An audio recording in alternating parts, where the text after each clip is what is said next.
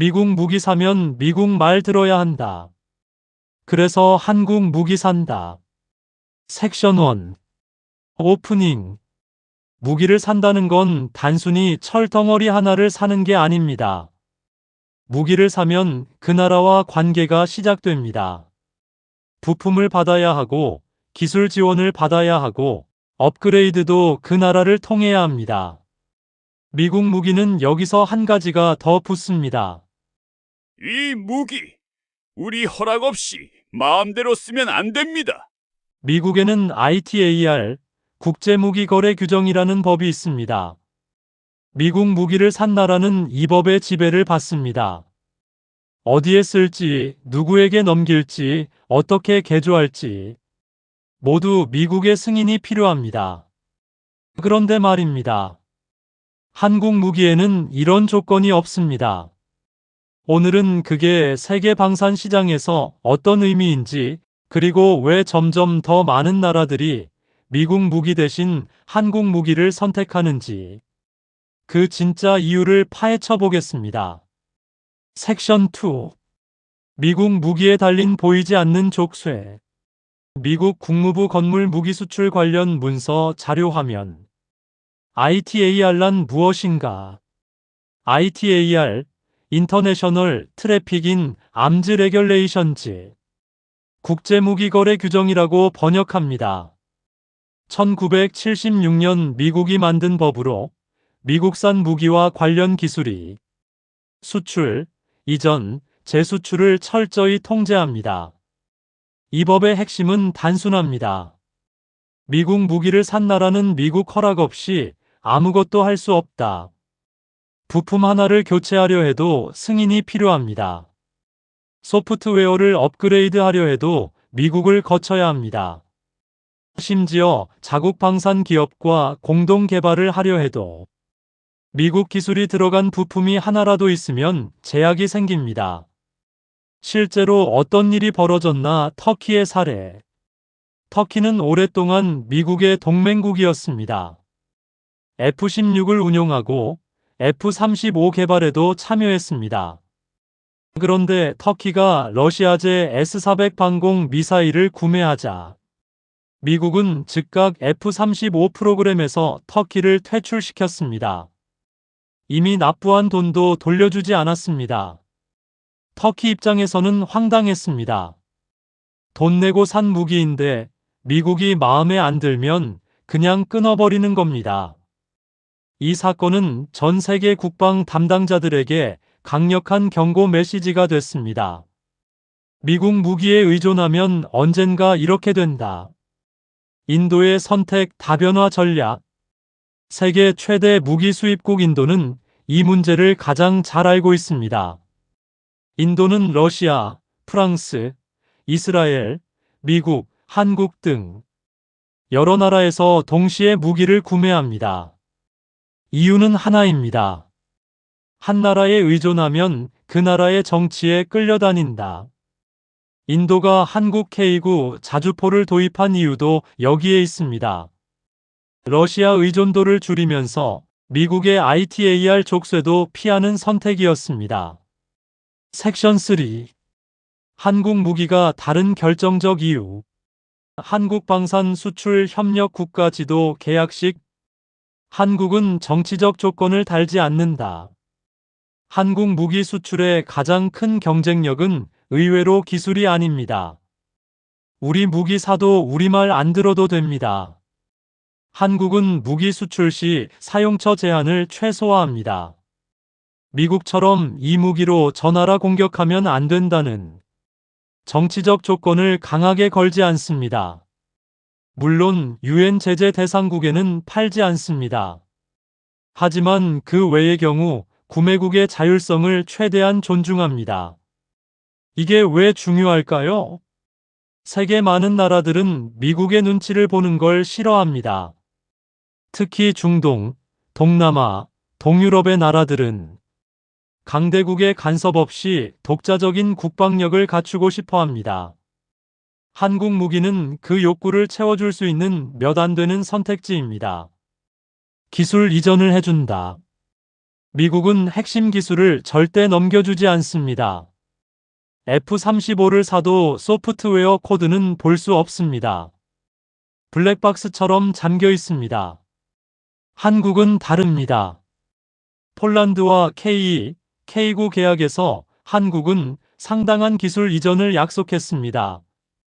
폴란드 현지에서 면허 생산을 허용했고, 장기적으로 폴란드가 독자 생산 능력을 갖출 수 있도록 지원합니다.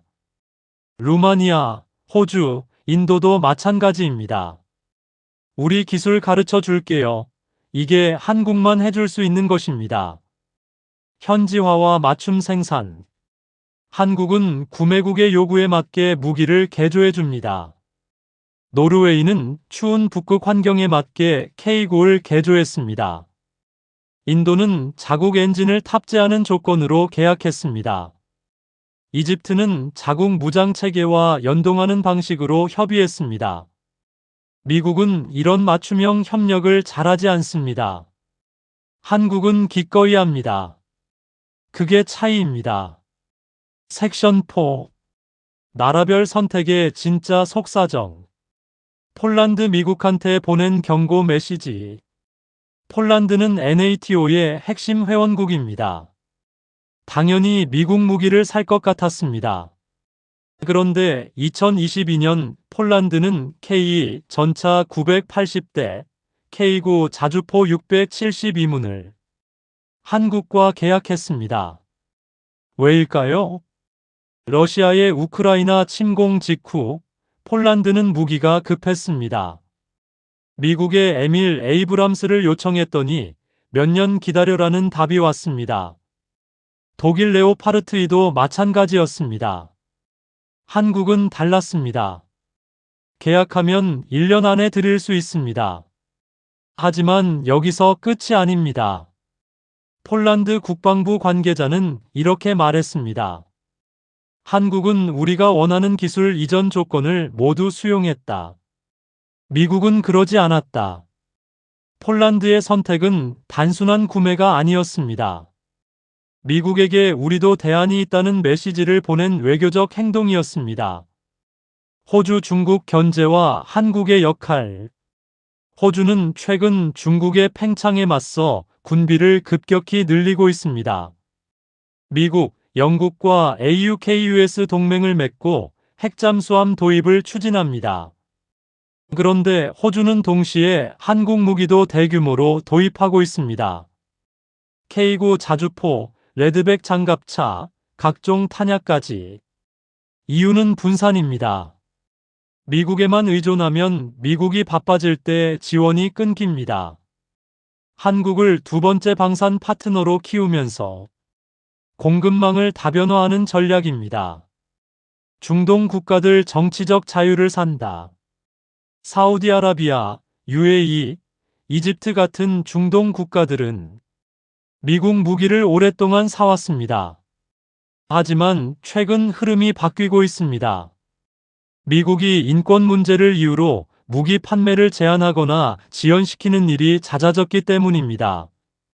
무기를 사는데 미국의 국내 정치가 영향을 미칩니다. 이건 구매국 입장에서 매우 불안정한 상황입니다. 한국은 이런 정치적 조건에서 훨씬 자유롭습니다. 한국은 팔기로 하면 팔고 지원하기로 하면 지원한다. 정치적 변수가 적다. 이게 중동 국가들이 한국을 주목하는 이유입니다. 동유럽 국가들 러시아 의존 탈출. 에스토니아, 라트비아, 루마니아, 핀란드. 이 나라들은 오랫동안 소련 러시아제 무기를 써왔습니다. 우크라이나 전쟁 이후 러시아 의존에서 탈출하고 싶습니다. 미국 무기는 비싸고 납기가 깁니다. 유럽 무기는 공급이 한정적입니다. 그 틈을 한국이 파고들었습니다. K9, K2, 천국 미사일 동유럽 방산 시장에서 한국이 빠르게 점유율을 높이고 있습니다. 섹션 5. 한국 방산의 미래. 2030년 세계 4대 방산 수출국. 한국 방산 수출은 2022년 약 173억 달러를 기록했습니다. 불과 몇 년 전에 10배 가까운 수치입니다. 정부는 2027년까지 세계 4대 방산 수출국 진입을 목표로 하고 있습니다. 현재 1위 미국, 2위 러시아, 3위 프랑스, 4위 독일. 한국이 이 자리를 노리고 있습니다.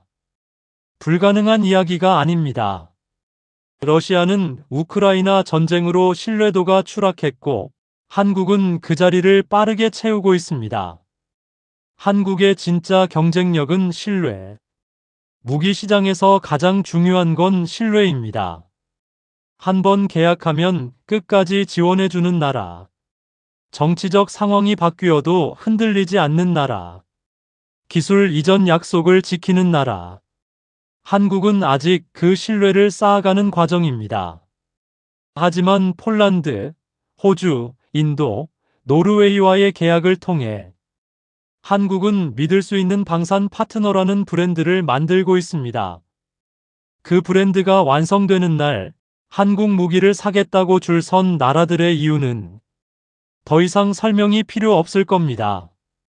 섹션 6. 클로징. 오늘 이야기를 한 문장으로 정리하면 이겁니다. 미국 무기를 사면 미국의 눈치를 봐야 한다. 그래서 한국 무기를 산다. 이건 한국이 마케팅을 잘해서가 아닙니다. 한국이 강대국의 논리를 따르지 않고 구매국의 입장에서 생각했기 때문입니다. 약소국의 서름을 누구보다 잘 아는 나라이기 때문입니다. 남의 무기에 의존해야 했던 시절을 기억하기 때문입니다. 그래서 한국은 다릅니다.